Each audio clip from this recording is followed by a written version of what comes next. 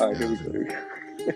$6,000, bro. There's no way you would ever catch me spending $6,000 on any ticket to anything. Sir, no, sir. Out of your That mind, is crazy. $6,000. Crazy. You gotta wait till you get like those day of tickets. You find that one guy outside the stadium just I don't even want those. I don't even not want the those. bootleg ones. He's selling them for like, all right, this is the last chance. The game's about to start. $500 right here. $500. $500. Bet. I'll take that. For a Super And Bowl then ticket. get stopped at the door talking about Yeah, and be like, incorrect. what is this?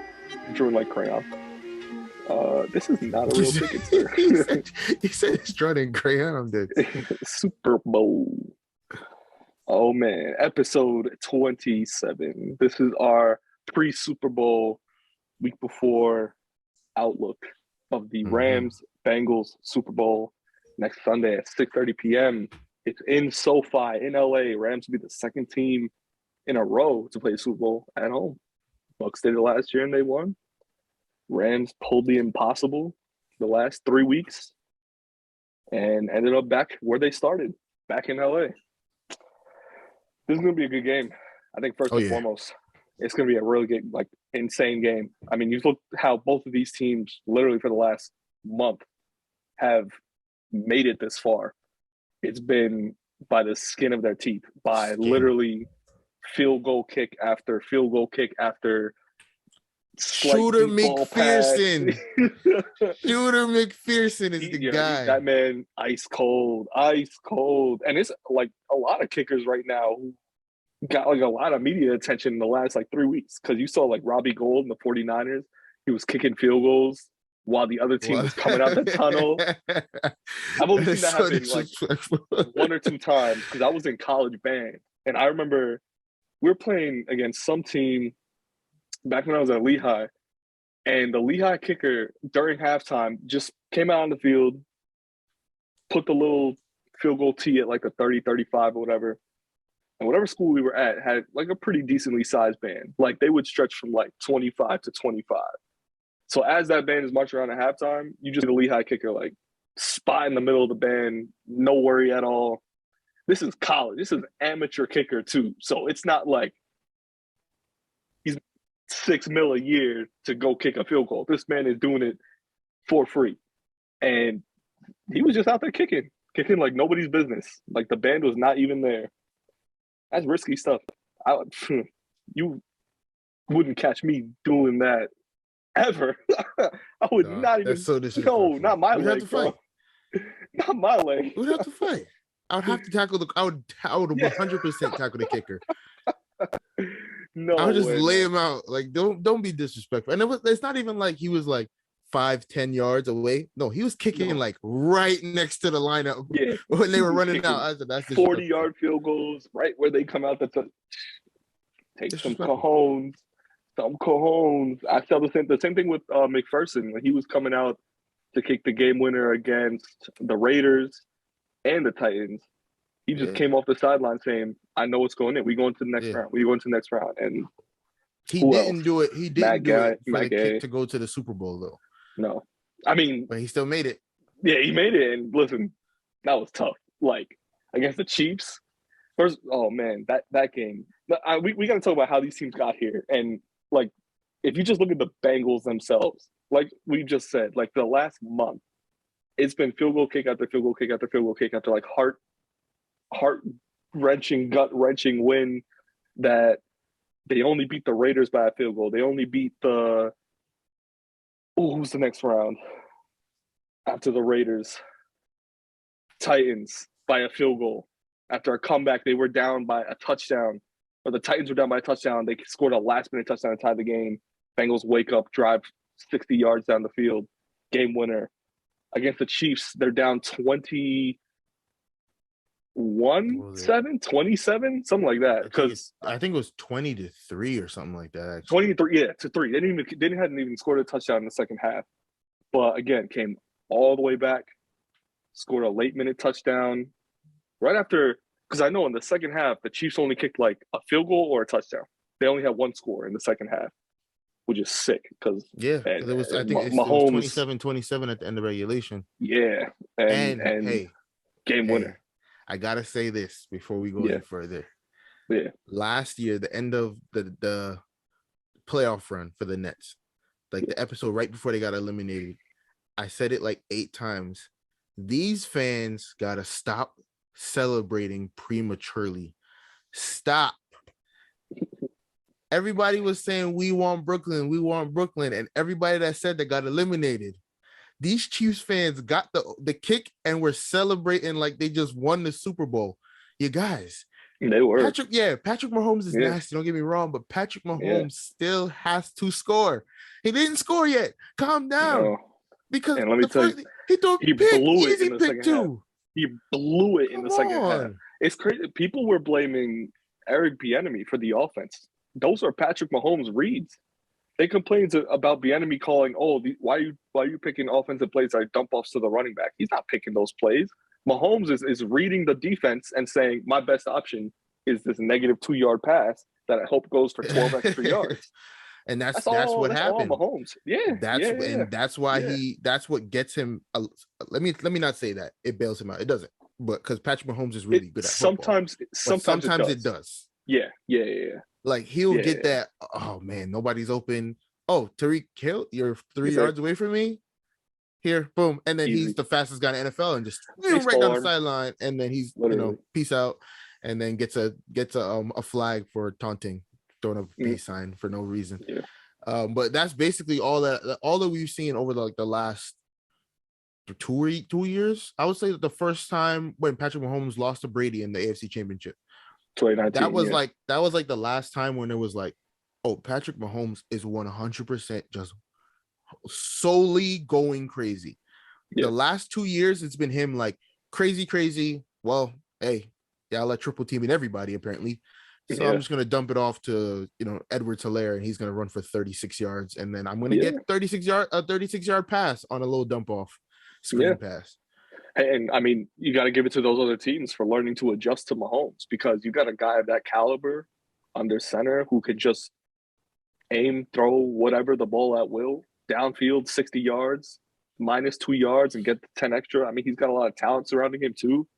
You got to give it to him because the guy's a star. Like, he'll be back. He's always back. Mahomes is never gonna. This isn't a dub year for them. This is just a year that they got outmatched. They got outplayed.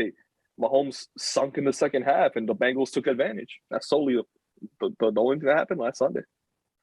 What I will say though is, even though I don't agree that it's Bieniemy's fault, I will say that I think they put too much pressure on Mahomes, because pressure in what sense? In terms of it's not pressure. It's more so they put too much on his plate. It was like, hey, you've bailed us out of a lot of these situations before. Just do what you do. And it's like, so a lot of the plays that were called, it was like stupid plays. And it's like, yeah, he has the ability to audible whenever he wants, but like, why even ask him to audible? Like, you understand, like he's going up there, he's like, this should work.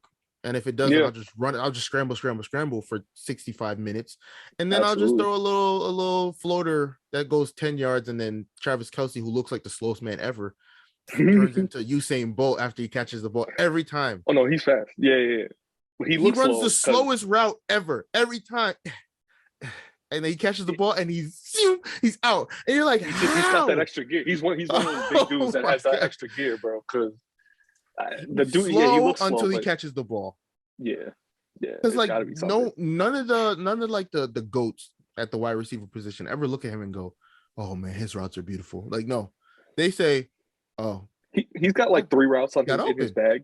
Oh my god, he got open. And he's out. Like, he's got like 3 routes in his bag. It's like the down the seam, which is typical for tight ends these days. The little quick in route and then hook is right over the middle for Mahomes to easily see, or like a trail route that, like, you follow wherever Mahomes goes, or you follow like an underneath receiver up top. But if you're a guy like that, guys like Gronk only run those routes because that's an easy bucket, easy catch for them, and they can just get the extra yardage. Kittle, same way. It's like you gotta be that type of tight end, I guess. But you're right about that. I personally. The Chiefs' offense is built around those 2 guys, Kelce and Hill. Whereas if Kelce's double teamed, it's going to Hill wherever he is on the field. If Hill is double teamed, vice versa, it's going to Kelsey wherever he is. You've got role receivers who take up space in the deep spot because they're fast. I think like Cole Hardman, who's like a speed guy, can get downfield. He had a couple catches, and then like I think you have another guy like Robinson, Byron Pringle, who like returns kicks or whatever is like another name.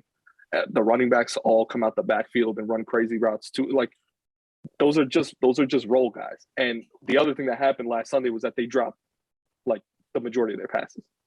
I see Mahomes throw to any of those other guys, in the second half, and a lot of them, even if they were a little behind, hit you in the hands.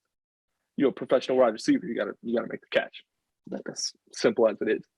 To prove your point too. Yeah. Just to prove your point, who is one of the main running backs used by the Chiefs? If he's healthy, Edwards-Helaire, and if not, then it's Damian Williams, who's the pass catcher, and Jerick McKinnon is the third guy. Who else? There's one other guy, running back. Yeah, you're forgetting a main one, oldest man in the history of the NFL. No, it's not Frank Gore. You sure it's not? I'm sure. My dad thought it was his son, who actually plays in college, but it's another Gore guy. I gotta look that one up. I could have sworn it was Frank Gore. Yo, when I first saw him, I was like, man, he's still playing, right? Because you see the last name, you see he's on the Chiefs. Like the Chiefs have picked up every old running back in the league so far. Oh, he's on the Jets still. I thought he got traded. Still? I thought he retired officially. I think he might have. I think he might have retired after last year. Oh, okay. I was gonna say that man is old. He should not be running anymore. I could have sworn he's already like a top 10 all-time rusher. I think he doesn't even need to prove himself anymore. It says current team New York Jets. That's what I'm saying. It has to be like last played, dude. I don't know if Frank Gore could carry another walk anymore. Yeah. Frank Gore's. I could have sworn that was Frank Gore. Year. Wasn't he boxing? Oh, he was against Derek Williams. Okay, you got it. Okay. Because I was hellbent. I was like, "That's Frank Gore, bro. That's Frank Gore." Because, who else could that possibly be? I know who the guy was. He literally came out of nowhere. But he was because I had Williams on another fantasy team. Williams had gotten hurt. Edwards-Helaire had an MCL issue. They had 2 running backs on their roster, and maybe like a practice squad guy come up. But it was Jerick McKinnon, who's mainly like a pass catcher, and this kid, Derek Gore. And he actually put up like an 100-yard. He had like an 80-yard touchdown run out of nowhere one day. And the Chiefs were like, oh, he's next. Man. There's going to be Edwards-Helaire and him. Whoever our next 2 guys are next year, it's them 2. Hey, first 2 up. That's why the Chiefs lost. Because if they had Frank Gore, he probably would have broke off something. He probably would have only made it like 30 yards before he broke his leg. But he would have broke off a run. It would have given them another option in overtime, because in overtime, they went 3 and out, and that game was over. Yeah, because he threw a pick. Well, it wasn't 3 and out. He threw a pick, but it was the way he threw the pick. Like, I can't blame it on Patrick Mahomes, but I do. But I also blame it on Tyreek Hill, because the pass was perfect. But instead of reaching out to catch the ball, he caught it here, where the corner just stuck his hand through and just knocked it out. Where it's like, if you caught it out here, secured it, and then brought it in, you could have caught it. But who's thinking about that? On top of that, I think the Bengals had just like the best adjustment they could in the second half. One, I think Romo even said it in the overtime period, was that they got 10 times more physical at the line because the refs weren't calling anything. They were breezing past the Chiefs' offensive line. The Chiefs' offensive line had like face masks, penalties all over the place coming in the second half. It was killing Mahomes because he was coming from 2nd and 25, 3rd and 30, and trying to make those deep passes. And that's what happened. I think that last pass was like a 3rd and 15 or something like that. Yeah, but to be honest with you, he's an idiot because you didn't have to throw it 15 yards. We just finished 4 or 5 yards. We just finished saying they're known for like screen pass, jet up the sideline. Figure it out. Like, why send your best receiver 25 yards out? Double you team. Only need 15. Yeah. Just get 5 and let him run. Throw it to Kelsey. Kelsey's like one of the most short-handed tight ends. Give him the ball. They only needed to get halfway there. if they get halfway there, maybe they even think about going for it. But if anything, it doesn't lead to a pick, at least maybe a far punt, and they possibly get another chance. I mean, regardless, listen, we handed it to the Bengals. They made it this far. They've been the underdogs for every single game, I think, that they've played. Maybe not against the Raiders, but I'd say for every single game, they were never a sure bet to win every single game. There were a lot of offensive questionable issues, a lot of defensive questionable issues for them going into the playoffs. Joe Burrow turned into Joe Namath, apparently, in the whole playoffs this whole postseason. And Jamar Chase is literally unstoppable in every quarter of football that he's played so far in the postseason. On top of that, they have a good receiving core. They have a good running back. Their tight end got hurt last week, but still an offensive powerhouse. They're led by a really great coach. I think he might be back. I think it was a knee injury. He went out early and didn't come back into the Chiefs game. That was I'm forgetting the guy's name. He's a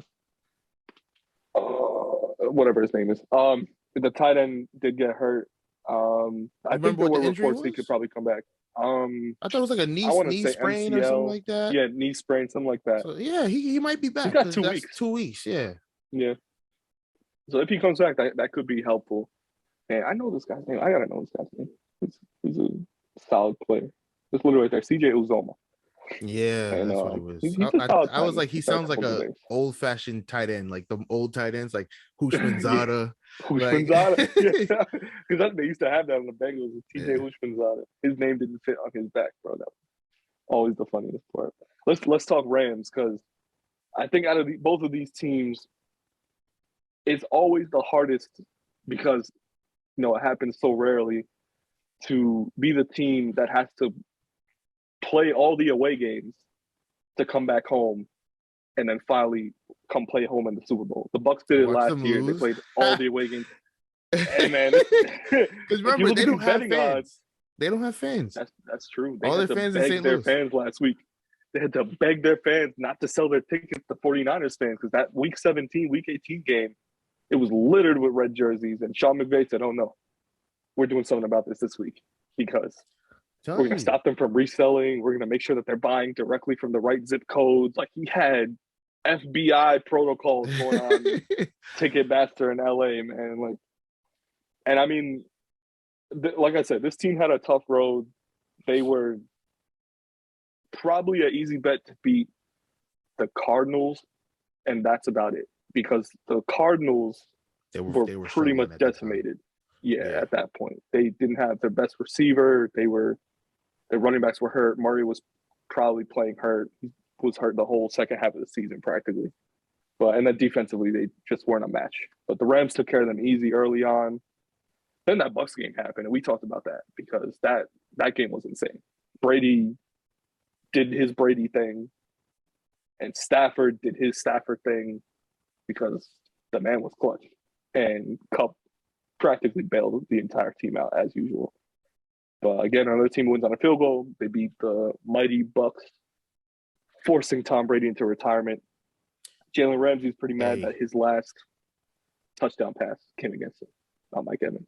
I would be mad. Please. When I saw Tom Brady get sacked, he looked at the sideline, and then dropped his head back onto the turf. The blood on his lip. I wasn't even going that far. I just saw he got sacked. He looked up at the sideline, like he picked his head off the ground, looked at the sideline, and went, and dropped it back. I looked around. I said, that man is retiring after this game. If guaranteed, because that's the first time I've ever seen him look around like, do I want to do this anymore? That's the first time in his career that I've seen that.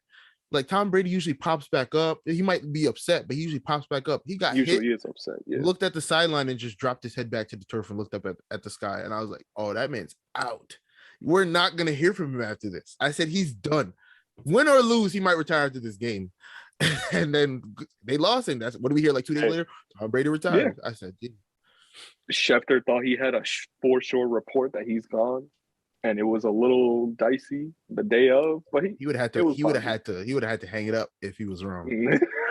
Imagine you forcing Schefter into retirement because he doesn't retire. Honestly, Yeah, like this was the season. His contract was up. He's already the oldest quarterback to do literally everything, on top of also being like the youngest quarterback to do most young quarterback things. But look, the man has already had like achieved the highest whatever in football, and he's already at like the mountaintop. He's already a Hall of Famer. That's a given. He's already got like 18 records under his belt.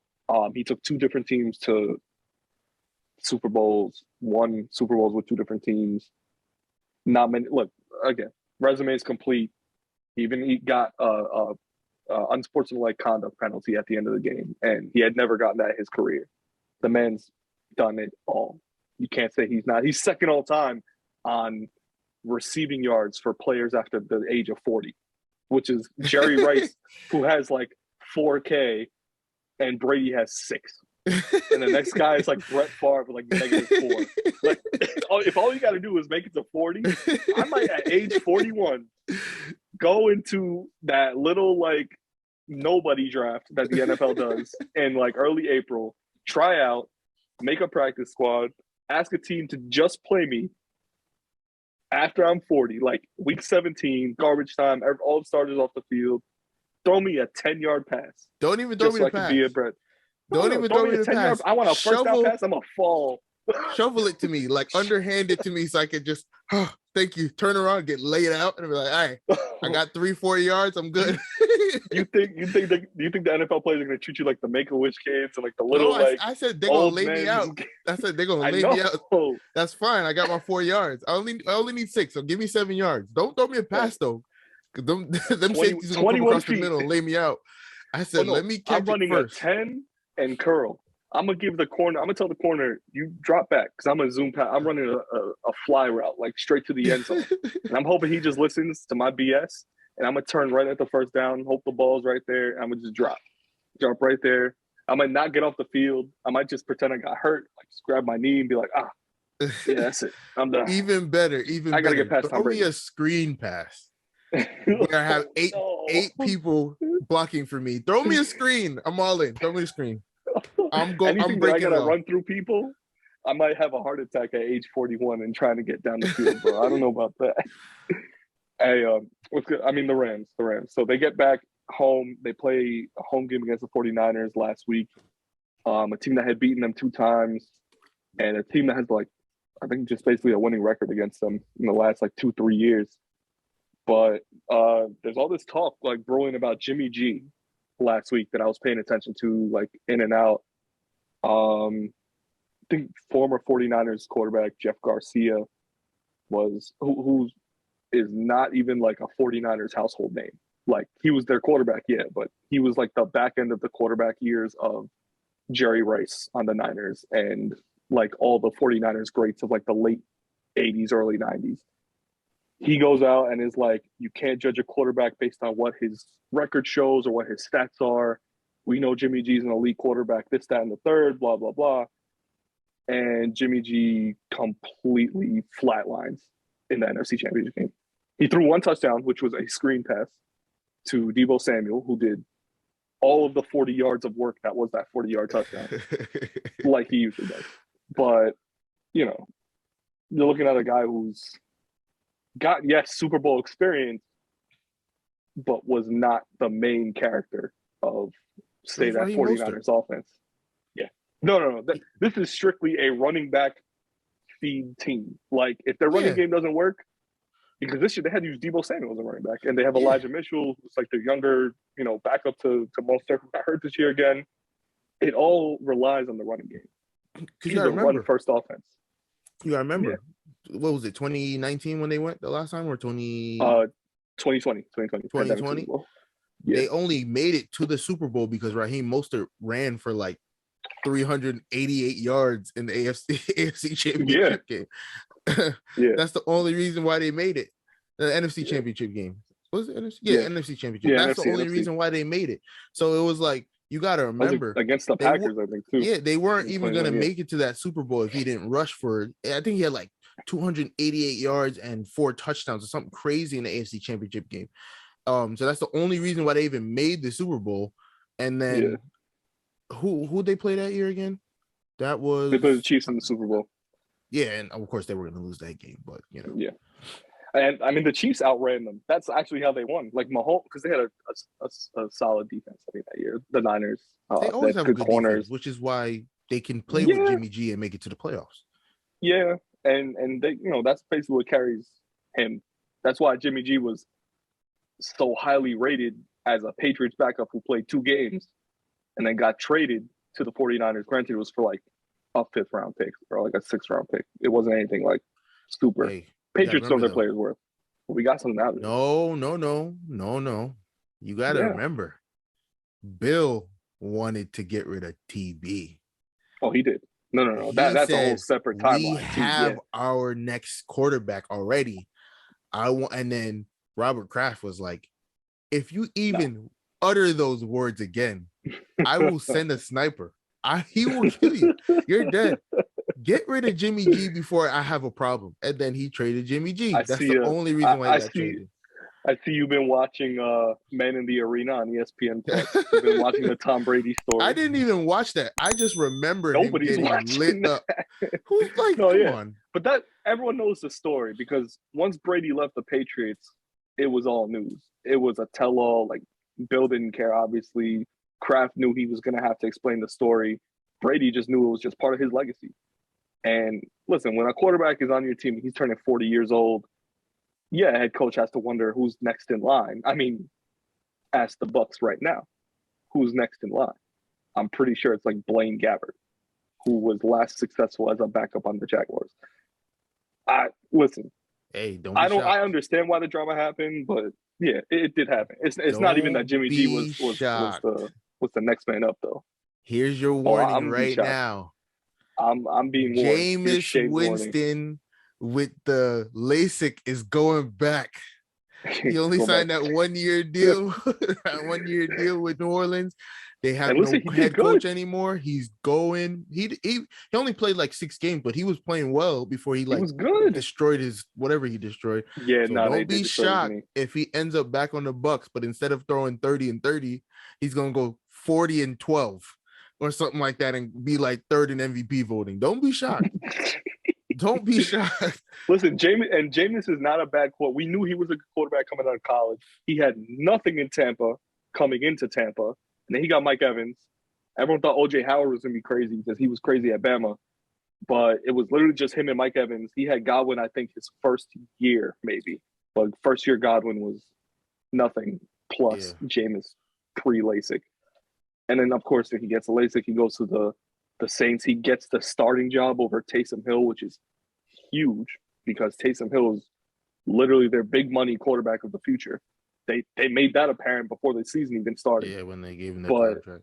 Yeah, huge contract. But his contract is incentive based more so. Like they said it straight up. Like he has to play a certain amount of games. If you're a quarterback for 12 games, then you get this much. If you're running back / tight end for this, then you only make $8 million. So I think he signed like a max, like there's no max because But it was a max technically. Yeah, he did it was like triple digit, like 120 something million.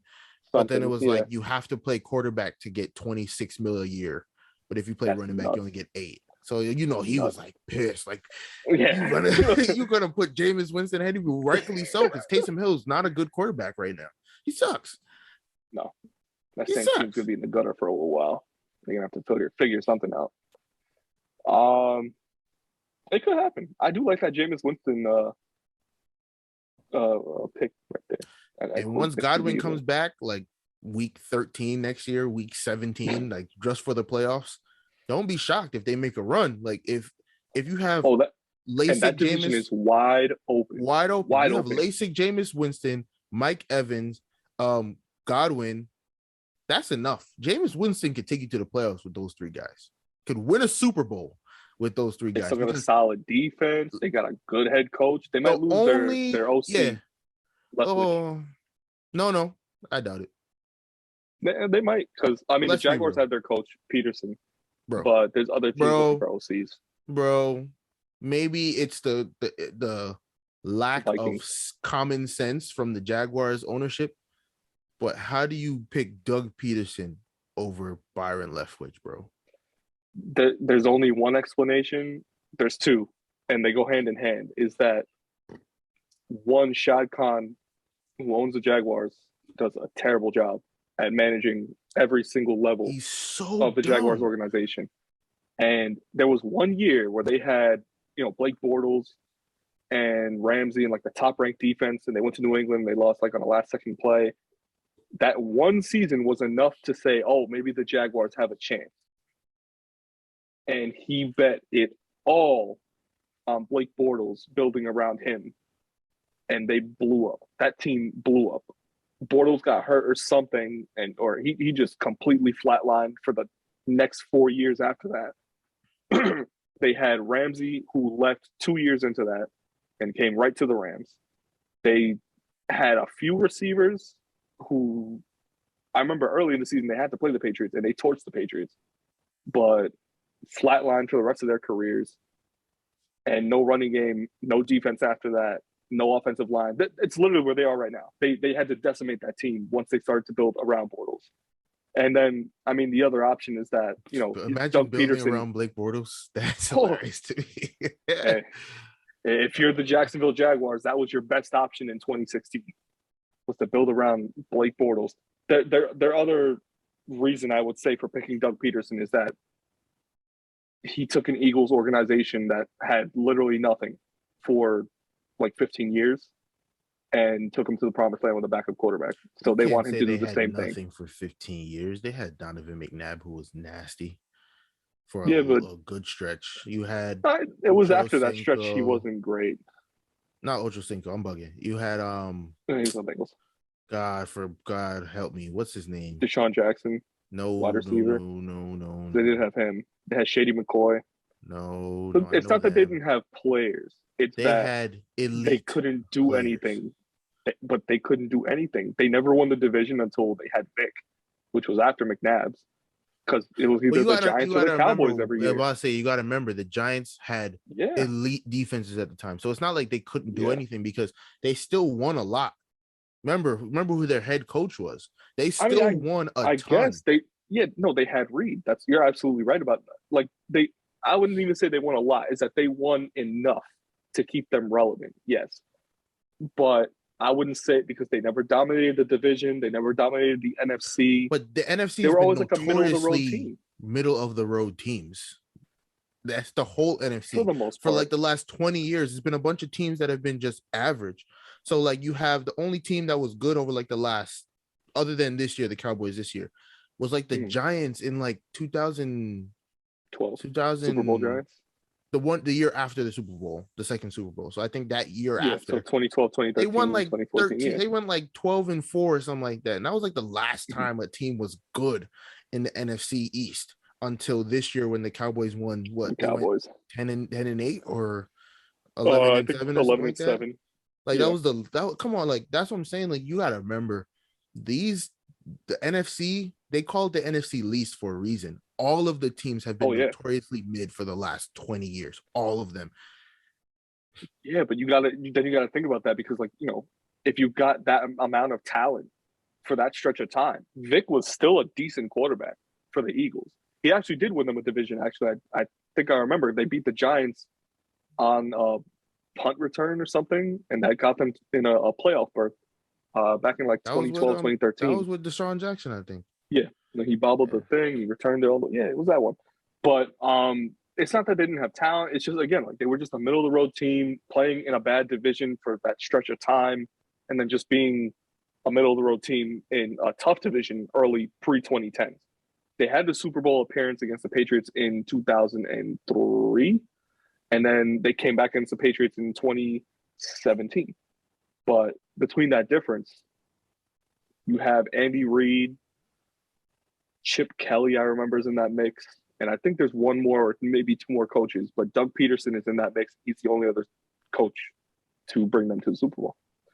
Again, it's the Jaguars. At the end of the day, this is probably not going to work out for them, again, in the same way, because the Jaguars are nowhere near the talent, even close to the talent that the Eagles even remotely had. They had a rookie quarterback who was at least promising in Carson Wentz. Right now, that team has nothing. They've got Trevor Lawrence, whose confidence is in the gutter right now, bro, after going undefeated for like his entire life. I didn't realize how bad he was this year. No. His TD to Intel was 12-17. I never knew that it was even possible from a starting quarterback.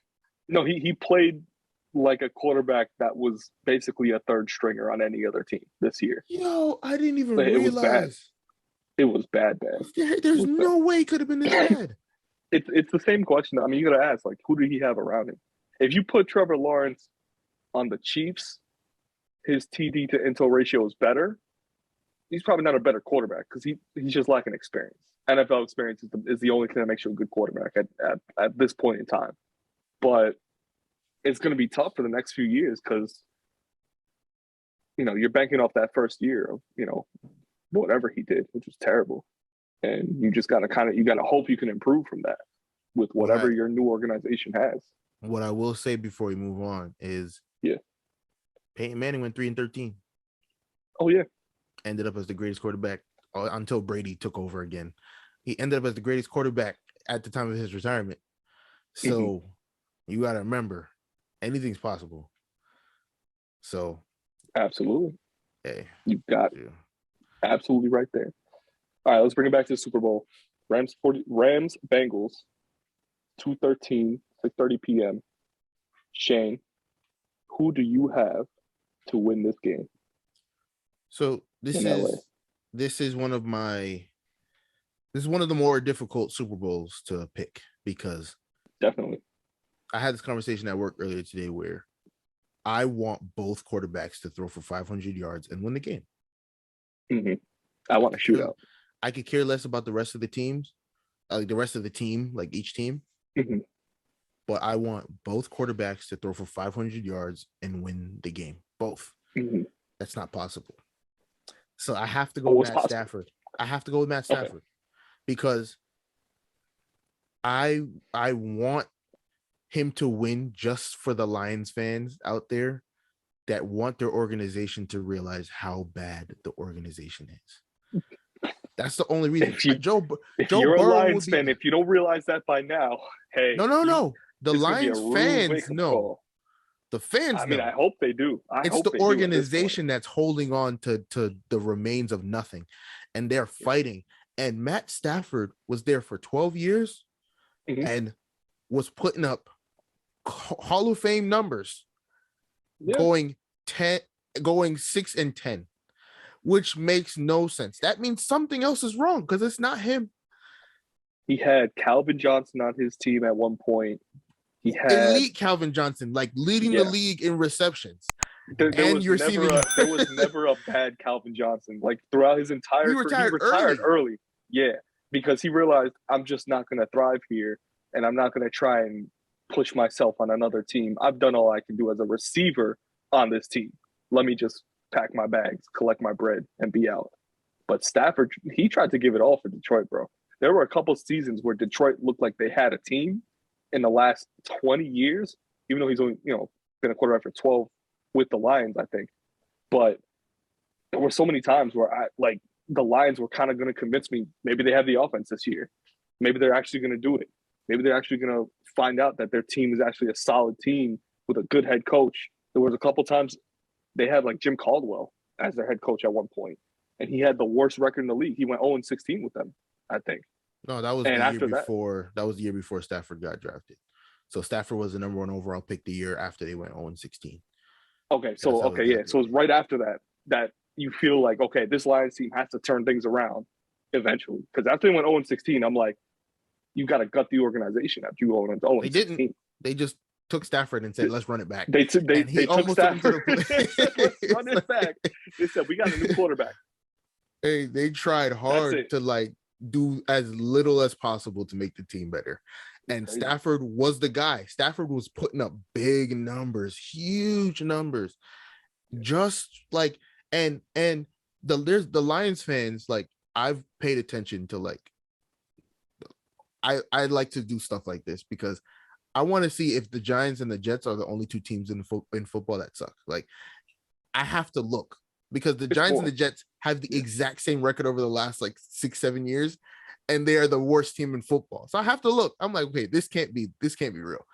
Lions fans are begging ownership to strip it down completely, start over, and they won't. They won't do it. And they're like, so all the Lions fans are like, Matthew Stafford has to win because you had him for 12 years trying to put all of this pressure on him to win when we're begging you to do other moves. And then in his first year with the Rams, granted, the Rams have a super team. They do. I will admit that they do. But in his first year, not only does he make it to the Super Bowl, but he's partially the reason they made it to the Super Bowl, because that second half against the 49ers, he turned it up. Oh yeah. I was like, this is the Matt Stafford that I was hoping to see on the all the time.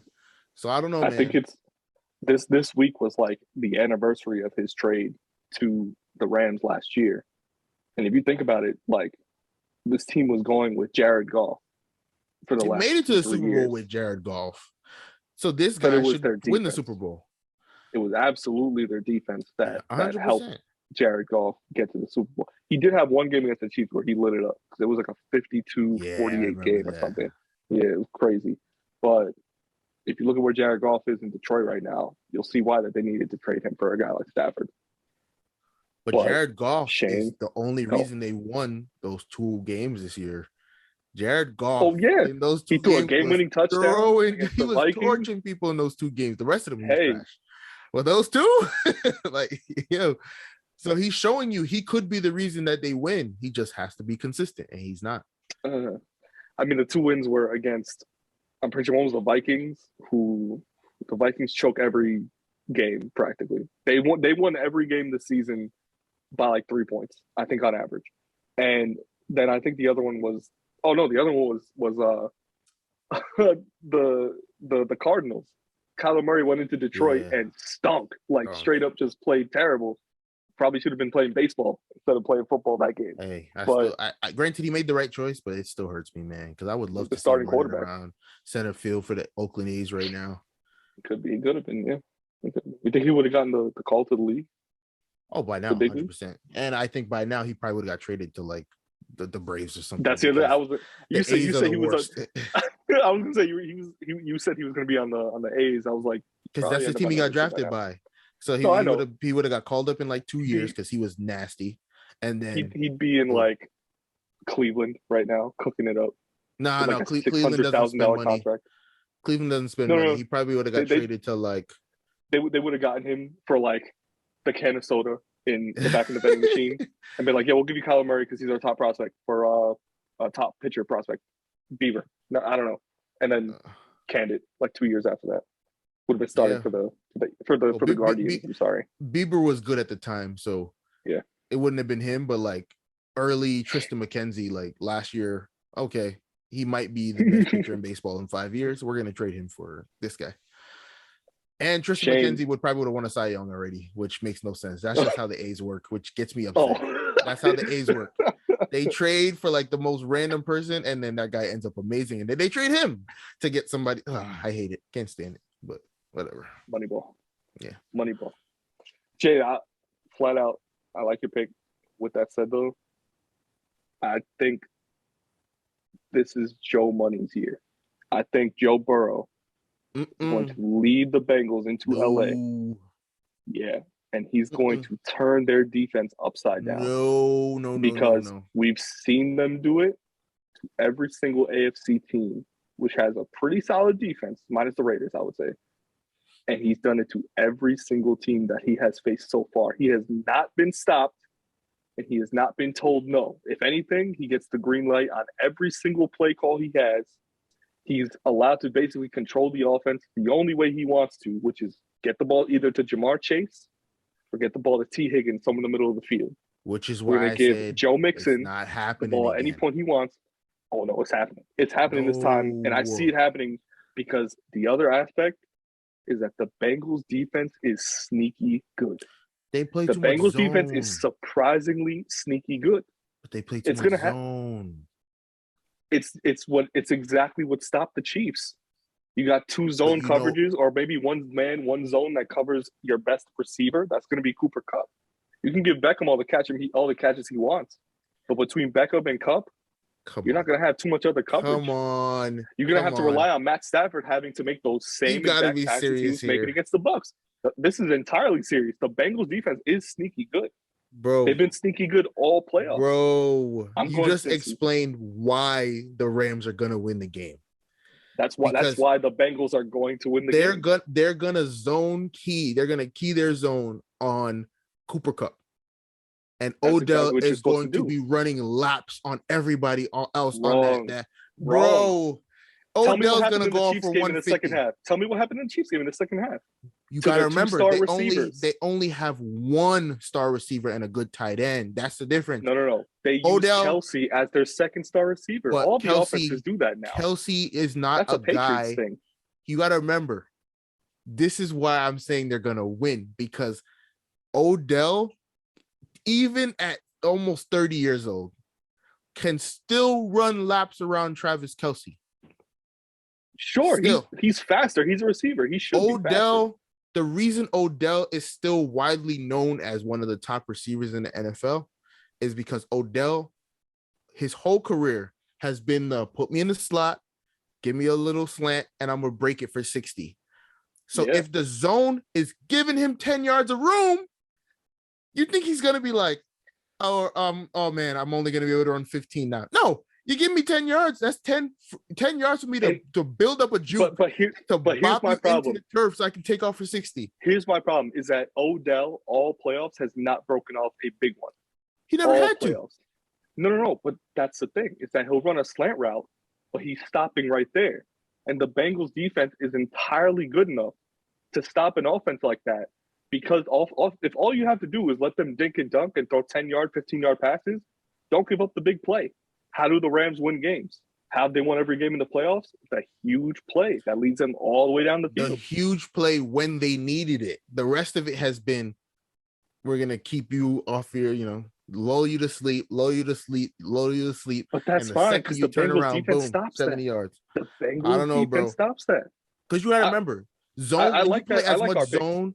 When you play as much zone as you do, your defense is geared to bend but not break.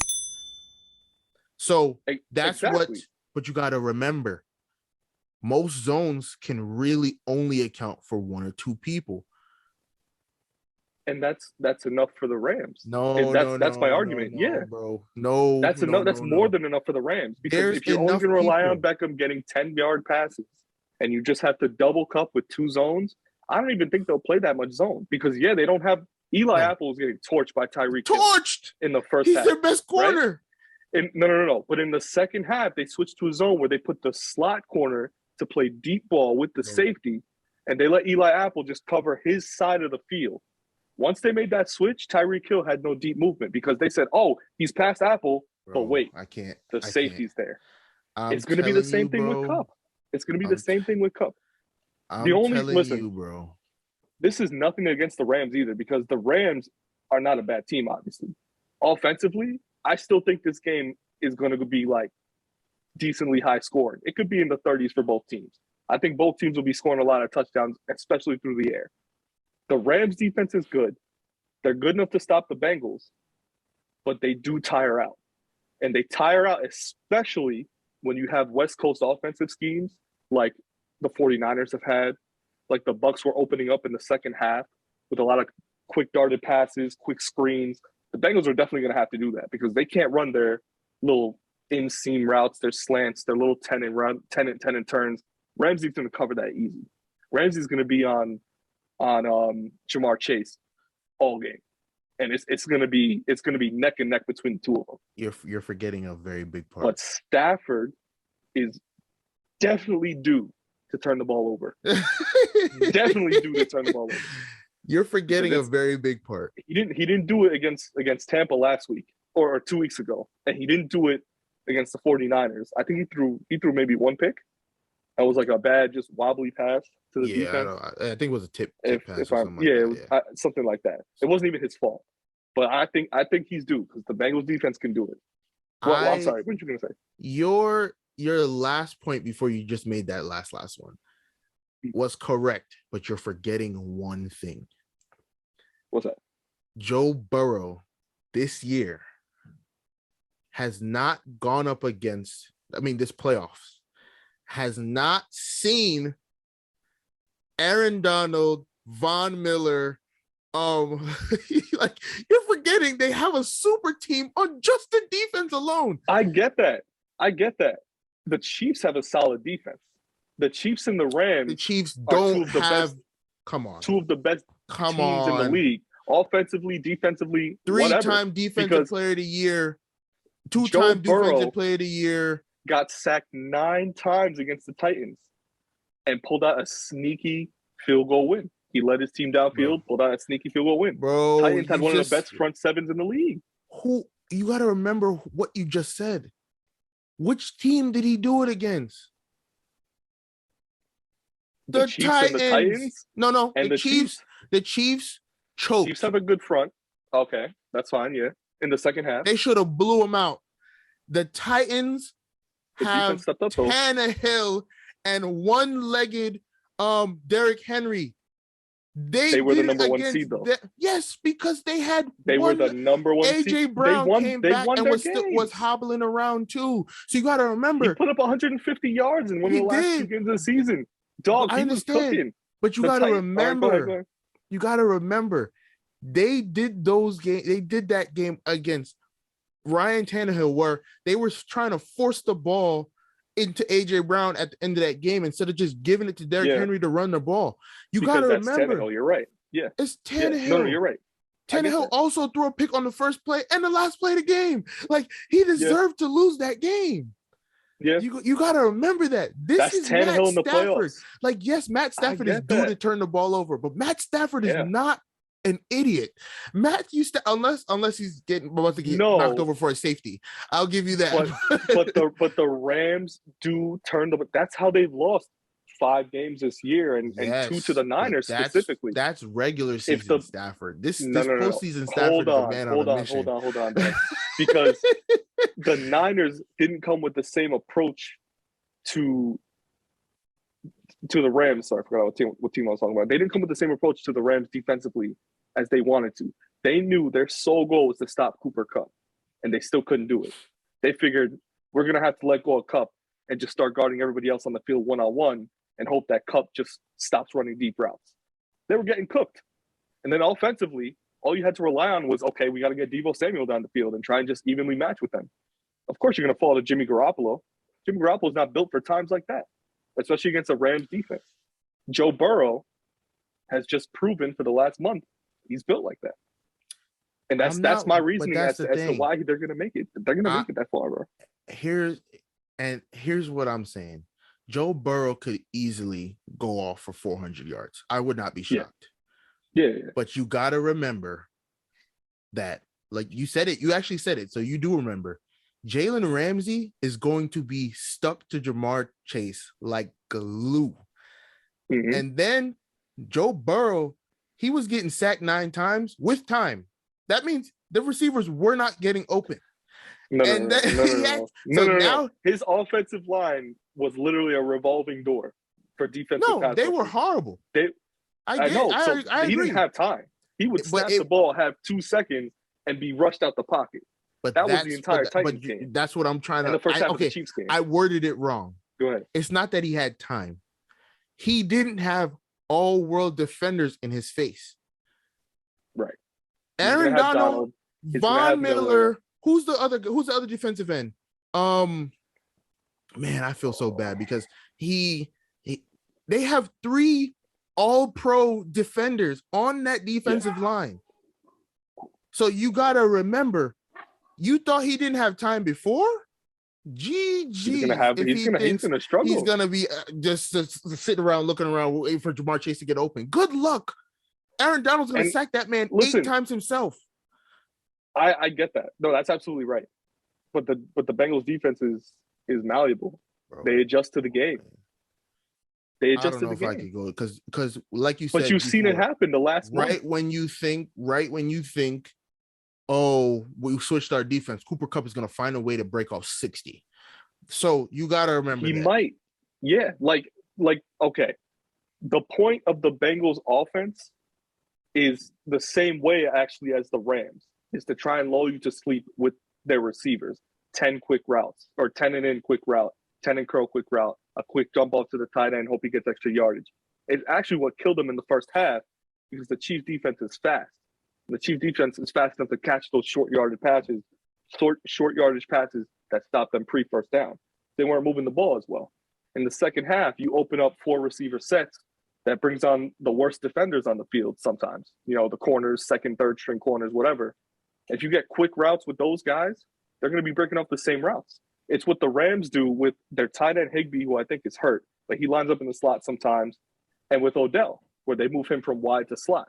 Because as soon as you get a fast, quick guy open on one of the worst defensive backs or on a safety who came low to play, they're probably going to break off big yardage. So backing up on your point that, yeah, Burrow can throw for 400, 500 yards, Stafford can do the same thing, but it's about defensive adjustment, I think, on the Bengals' end. Because if the Bengals are able to stop Kupp early on or Beckham early on, or if they maybe not early on, because I think early on has been killing them, but in the second half, coming out of halftime, the Bengals find a way to slow the Rams down on the passing game, since they have no running game. I don't know. The Rams offense might get put to sleep. It's going to be the only way. It's going to be the only way. That's what I'm trying to say. I don't know if they can. Can they stop Kupp? Can they stop Odell? There's only one way to find out, truly, and that is to wait for the game next Sunday.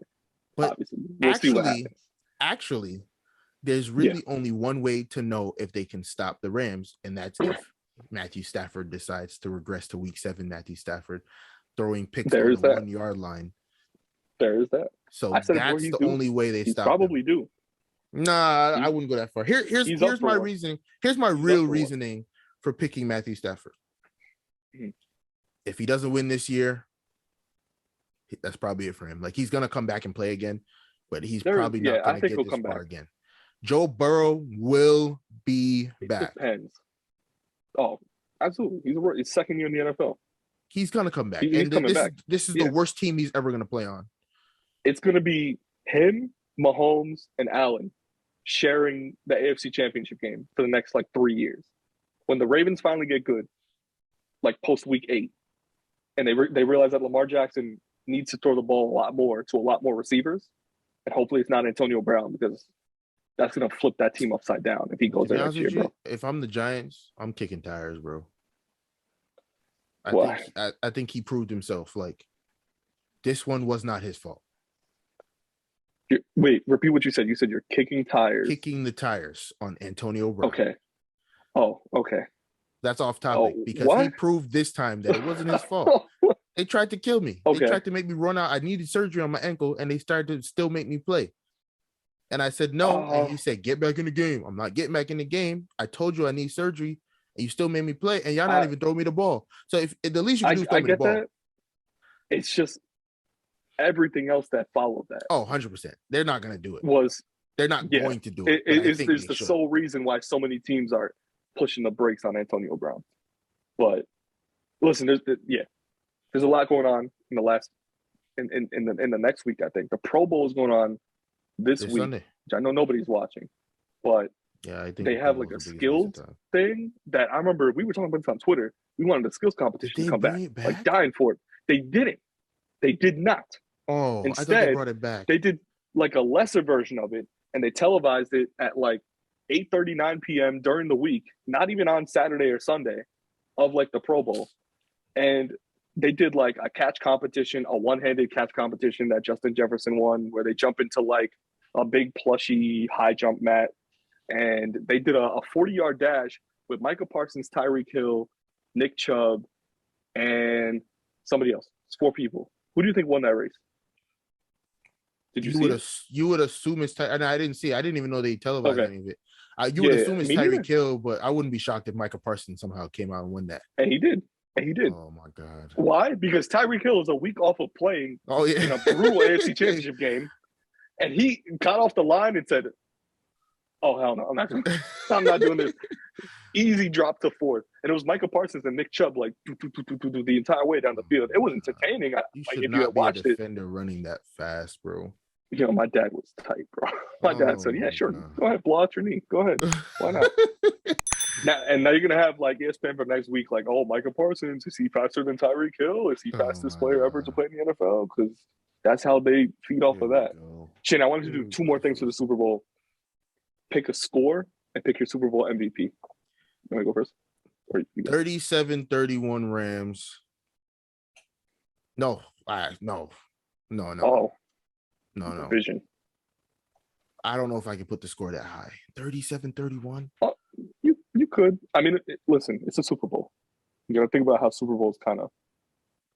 But it's finished. either. Yeah. But Super Bowls, it's either low scoring tight game or a blowout. It's never like high scoring tight game. It's rare that you see that. The only high scoring one was Patriots Eagles, where Brady threw 500 yards and Foles threw 400. But other than that, and then the Falcons one where it was like 35-28. Brady came back. Yeah. So I would say I'm gonna stick with it. 37-31. I was gonna say that's not bad. Yeah. And I just feel I feel it down deep in my soul. Odell is gonna win MVP. Yeah. And it's gonna burn me. It's gonna burn me. He's gonna go off for like 120, but he's gonna have like 2 TDs in the fourth quarter, and he's gonna win Super Bowl MVP, and it's gonna burn me. So I feel like that's where I am right now. But if Stafford throws for 400, he's easily Super Bowl MVP. Even if he throws like 3 picks. Even if he throws 3 picks, you throw for 400 yards, you're Super Bowl MVP. So yeah. I'm saying 34-27 Bengals. And it's going to come down to the last drive, as the Bengals have made famous for themselves. Shooter McPherson. No. That wouldn't count. Nah. Game-winning fake field goal, rushing touchdown by Evan McPherson. Could you imagine? I'll put a 50-cent bet on that. Just that's how much confidence I have in that. 50 cents. I don't have the DraftKings app. I don't have the FanDuel app. I don't do any sports betting. And I know I'm gonna get into it soon. But later. But that's all I would commit ever. Because I see another thing ESPN does, they gas all of them BR betting. Yeah, especially because it's legal in New York now. Legal in New York, New Jersey, where we are though. Like it's nuts. It's almost a pandemic in itself. But I'm gonna let that be as it is. I listen, I see those $20 bets go to like 500K, and I'm like, I could do that.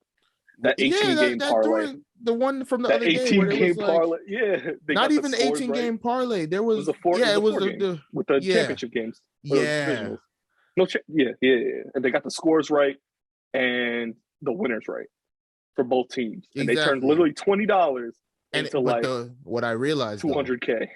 It wasn't $20 of their money. It was a bonus. So a lot of times what they do, like FanDuel and stuff like that, they'll give you $20 free. Mm-hmm. And you can bet that $20. The only issue is that whatever you win from that $20 is only site credit. So now he has almost $600,000 of site credit that he has to use. So what he could do... You can't cash that out? No, you can't cash that out. So what you got to do is... No, but he's not sick. He's not sick. Okay. Bro, it's free money. So all you got to do, right, is pick like the only guarantee. Bet the whole 500 and something thousand on that. Joe Burrow then throws you win. Literally, you win that, right? You get that money plus the 1 cent that you won because it was probably like -3 billion that he throws for 1 yard. So you get 500,000 plus that, your money, free to go. Yeah. Oh, okay. So that's not that bad. Yeah. I see how you can get out of that. He's sick. He will be dumb if he then bets that on like plus 300 bet where he's like, oh, Brady for MVP. Like, why would you do? Like, he might win, but like Aaron Rodgers had a good enough season to make it sketchy. Yeah. I see that. My Super Bowl MVP, I think Burrow's gonna take it.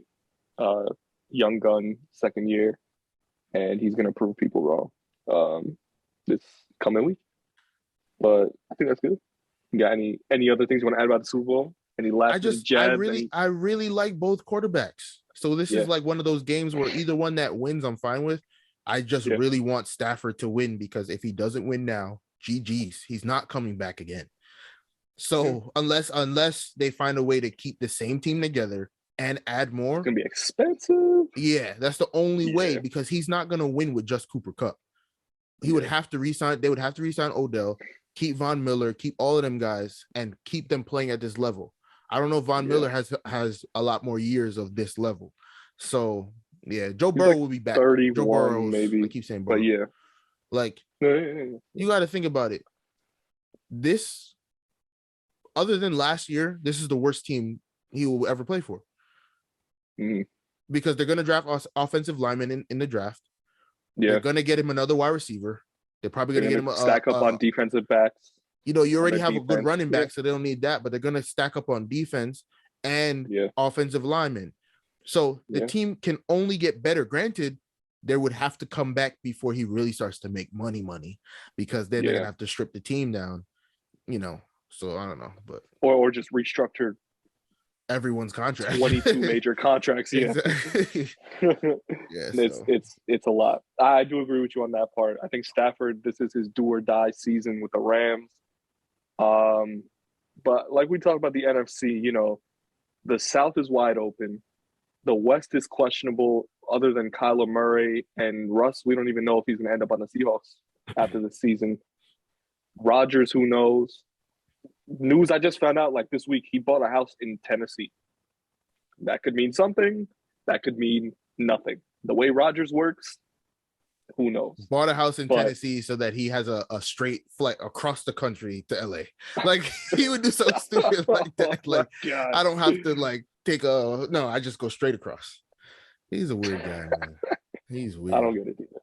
But other than that, listen, we're looking forward to Super Bowl. Is that 56? Yeah, I can count Roman numerals. That is right. With Cincinnati Bengals, Los Angeles Rams in LA next Sunday at 6:30 p.m. Who's halftime again? Oh, it's Eminem, Dr. Dre, Eminem, and Mary J. Blige. Yeah. It's probably one of the ones that I could care less about. I love all of them. Yeah. Don't get me wrong, but I like I like the Super Bowl halftime shows of people that I'm do I listen to them? Last year with The Weeknd was do I listen to The Weeknd? Not really. Okay, let me see what he's doing.